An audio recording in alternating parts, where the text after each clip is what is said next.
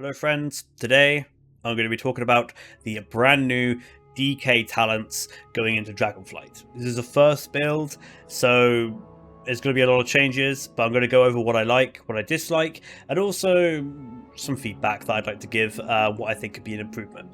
If you guys don't know me, my name is Kwepp. I'm a raider in Method, and I'm also a DK main, so I was very excited to dig into these talents. Now, as a small disclaimer, this is not going to be anything that's going to be showing the best build or me giving any opinions on whether this is going to be an amazing talent or not. This is just simply a general overview and a first glimpse at this very first iteration of the DK talent tree. So, without further ado, let's get straight into the video. Alright, so these are the new talents. Not bad, to be fair, for a first draft. Not bad, and I'm using mythictrap.com, by the way, so if you want to try out this talent calculator for yourself, then just go to mythictrap.com. Big shout out, it's really well done. As you can see, I've been fiddling around, giving some pathing and that, and not bad, honestly. I like the more classic style of talents. I think the Shadowlands ones right now are pretty dull, so overall, this is a very, very welcome change to the talent system. So let's talk about some of the traits that I really like. So I'll start off with the general DK tree, and the main plus that I would say from this tree is that any of the traits on this tree can be taken for any of the specs. So you can have Soul Reaper on Frost, you can have a Power Rune Weapon on Blood and Unholy now, you can have Runic Corruption across all 3 specs for your rune generation, that's really nice. And then you've got some nice passives like Icy Talons, Runic Attuneation, you got this new one called Rune Mastery, Brittle. You've also got this new one called Unholy Bond, which is essentially the Venthia trait from Naya in Shadowlands. I think it's Exacting Preparations, I believe. And as well as another new one which I really like, Assimilation, which essentially makes your anti-magic zone give you runic power back when people take damage inside anti-magic zone, which is really nice. You're going to be gaining some DPS as well from your raid cooldown. Also, in this general DK tree, utility-wise, you actually have a lot of options, and you have options that you didn't have before in DPS specs. For instance, Anti-Magic Barrier for Blood. This is a really good talent on heavy magic fights in Shadowlands. So having this as a DPS is really nice. It's like Unholy would get Spell Eater, and Frost would kind of get Permafrost. Like, you know, Spell Eater's a lot better than Permafrost in magic damage fights, right? So the fact that you can take that as Frost now is really nice. As well as Blinding Sleet on Blood, that's going to be great in keys. You play Blinding Sleet as Unholy in keys. That's also really nice. And this is going to be pretty good, actually. I like Death's Echo. This is also a really nice kind of niche trait that you can take. That's going to be really cool if you need a lot of grips on a particular fight. You could take Death's Reach and Death's Echo. You could just be an absolute grip machine, which is really nice. I like that a lot. So, with Blood, now, to be honest, most of this is kind of the same as what we have now. However, there are some things that are coming in Dragonflight. So, we're getting Crimson Rune Weapon back, which is really nice. I like that a lot. We're also getting Heartrend, which is pretty... It looks pretty good on paper. Obviously, we have to see how it actually plays out. And I really like this trait. I really like the sound of this. Unquenchable Thirst. So, basically, you heal up from Vampiric Blood, and then after your Vampiric Blood has ended, you do a big burst of damage around you based on how much you heal from Vampiric Blood. That sounds like a really fun playstyle I'd definitely like to try out. Going into Unholy, we have some pretty interesting changes, actually. They've got this trait, Reaping, is going to be pretty nice, actually, for Execute. Now, it's not as strong as the current 4-set bonus in Sepulchre, the first ones. However, it's still a nice Execute bonus. It's going to buff Soul Reaper, which is the main thing.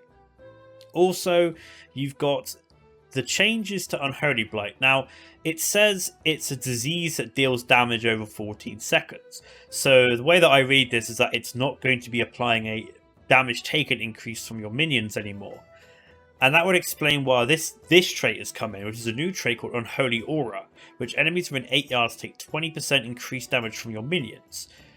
This is pretty interesting, actually. It's quite nice. I quite like it, although it is going to make Unholy slightly weaker in a certain scenario. So one thing about Unholy that's really nice is that if you are away from the boss, your pets are still dealing damage, right? You're not losing as much damage as, let's say, a warrior who literally has to AFK if they're away from the boss. Whereas at least Unholy, you're kind of still hitting the boss, and if you've got Clawing Shadows as well, that's even better. You've got Death Coil and such. But now if you move away 8 yards, you're actually going to lose a fair bit of damage if you're running this trait. So that's definitely very interesting.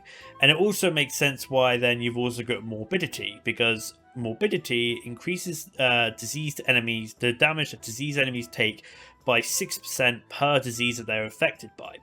Now, Unholy Blight now applies 2 diseases, so it applies Virulent Plague and this new disease. I guess it's just going to be called Unholy Blight. So you're going to be getting 12% damage instead of your standard 6%, which is pretty decent. You've got Frenzied Monstrosity. This is a legendary that's coming back. However, it's not as good as it is in Shadowlands. Still welcome change. Death Rot, interesting. I'm pretty sure this is a PvP trait in Shadowlands. I haven't really played much. I don't really play a lot of PvP, so I can't say if this is going to be great or not. But it's interesting. Festamite. This is great. I love Festamite. This is obviously nerfed. It's not going to be as good as it was in BFA, but it's still Festamite. I really enjoy playing with Festamite. I find Festamite really fun, so I'm really happy to see Festamite come back. And finally, we have Frost. Now, Frost is pretty cool. There's a lot of things I like about this tree. And also, this could be the 2-target god, yeah? Like, with some of the stuff in it. Now, obviously, it could just all be tuned and it's not really that good. But on paper, it looks pretty fun. So, first of all, we got some nice things coming back.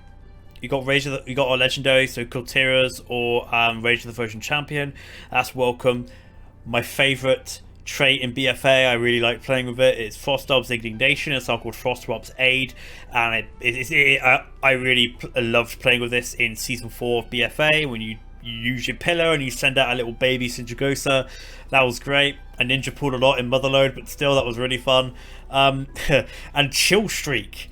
Like, another thing I loved in BFA was that you could take Conflict and Strife, the Azurite trait, and you could get Chill Streak. So the fact that we're getting Chill Streak back now as a talent is really nice. I really like that. Chill Streak's really fun to play with in certain fights.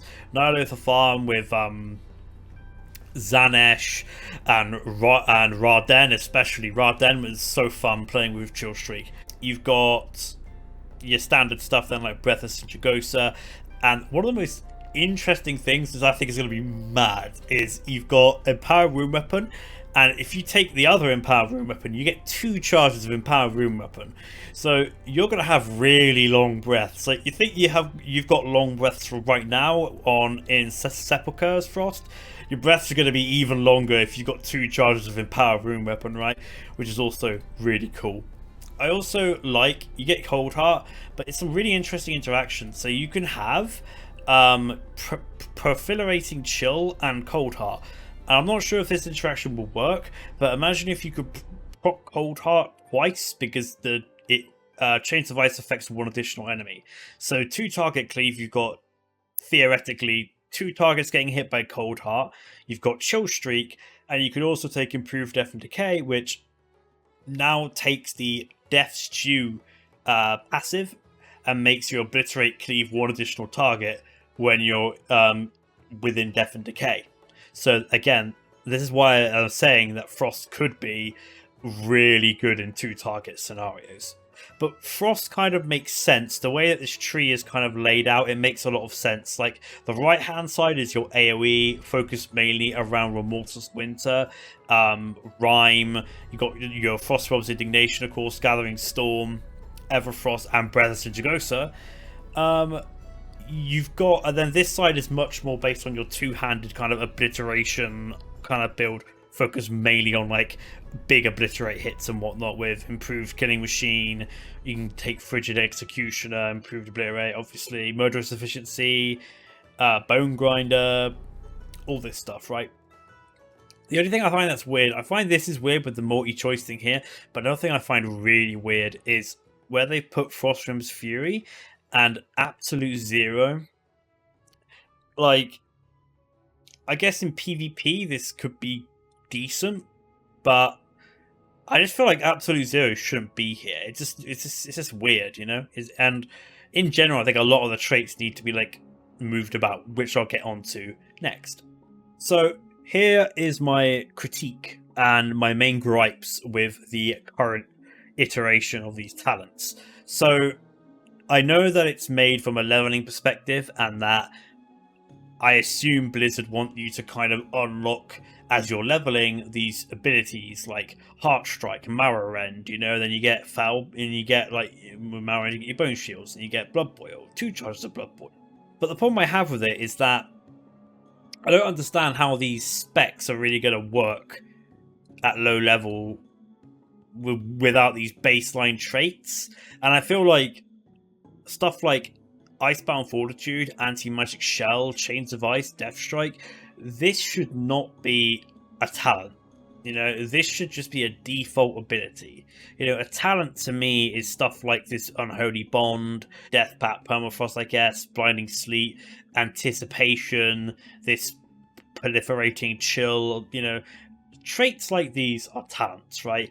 But baseline things, baseline abilities that have been with DKs for ever since I've been playing them, like as a baseline ability, I don't think these should be on a talent at all, because you really do need to, you actually spend a lot of points just getting back your basic toolkit to just play the spec in the first place. Basic traits, like these very early initial ones, these should all just be default unlocked, right, through leveling. You could instead, at least on the spec trees, put the core ability of each spec as the first trait. So if you're playing Unholy, Dark Transformation would be the very first trait that you pick up. So when you hit level 10 or whatever, you get this brand new cool ability, right? Frost would be Pillar of Ice, Blood would be Vampiric Blood, yeah? And you kind of bump it all up a bit. So you would put Dancing Rune Weapon a bit earlier in the tree, etc. And then maybe put Crimson Rune Weapon underneath that or something, you know? And then make more cool traits like this, Unquenchable Thirst and that, in the later stages, like, you know, new stuff would be really cool. But I just think that basically spending talent points is stuff that should just be baseline. It just doesn't really make any sense. Also in the general tree, you're very heavily leaning on this left hand side, right? Like for all specs of DK, there's like really that there's no world where you're not going to play this side, like pick most things on this side, right?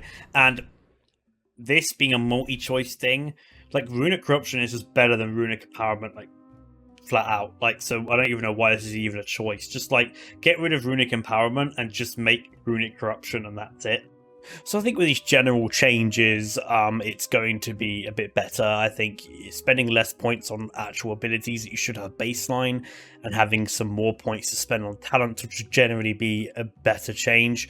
You've also got stuff like Improved Death Strike. Not having that, it's quite big actually. Your self-healing is going to go down as a DPS DK. It's not great. Basically, your Improved Death Strike with all 3 ranks of this will make it the way it is now for DPS DKs. So not having this is pretty rough actually. And also Abomination Limb, it's so like out of the way that unless you are literally going for a hard CC grip machine build, you're gonna have to give up a lot, to the point where I don't even think it's worth it. Yeah, so if they can make some improvements, that would be great. And boom, that's it. That is the video. So thank you very much for watching. What do you guys think? Do you guys think that Frost is going to become the Giga Chads of 2-target cleave, or what do you guys think of the talent trees in general? It'd be really nice to hear what you guys think. So don't forget to comment down in the comment section, and also like, subscribe, and also hit the bell icon to get a notification next time Method uploads. Thank you very much for watching, and I'll see you guys in the Dragonflight Alpha, hopefully soon.